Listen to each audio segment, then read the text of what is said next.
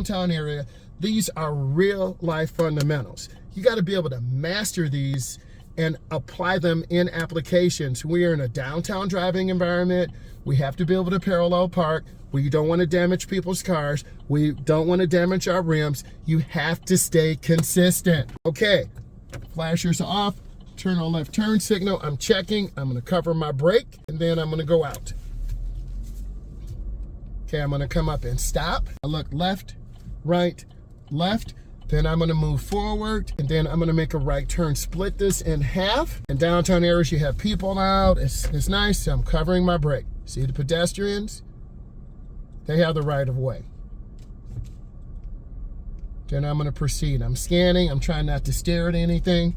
I'm trying to look. Here's the angle parking spot, and I'm gonna split it in half, and then I turn hand over hand to the right, and then I turn out, and I'm looking, I'm checking, I want to get up, but I don't want to mash my front end.